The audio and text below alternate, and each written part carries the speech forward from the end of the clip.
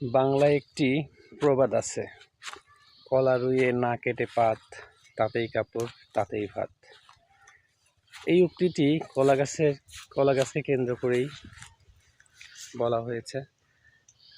কারণ এটার মানে হলো যে একই জিনিস দিয়ে বা একই উপকরণ দিয়ে কয়েকটা অভাব বা চাহিদা মেটানো, আর সেই গুণটা কলা গাছের মধ্যেই আছে।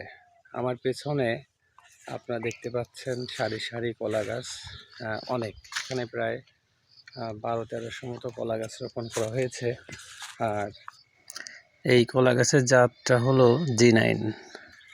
এইখানে G9 কলা গাছের চাষ করা হয়েছে।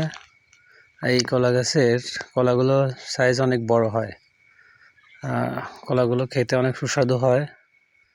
আর এইখানে সাথে আরও সাথী ফসল হিসেবে মিষ্টি কুমড়ার হাইব্রিড জাতের মিষ্টি কুমড়া এখানে চারা রোপণ করা হয়েছে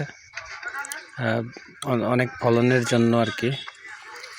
এইখানে একসাথে 2টা ফসলের চাষ শুরু করা হয়েছে। এতে করে নিচে মিষ্টি কুমড়ার যা হবে সেটা দিয়ে চাষের খরচ ইনশাল্লাহ উঠে যাবে, আর বাকি কলা গাছের যে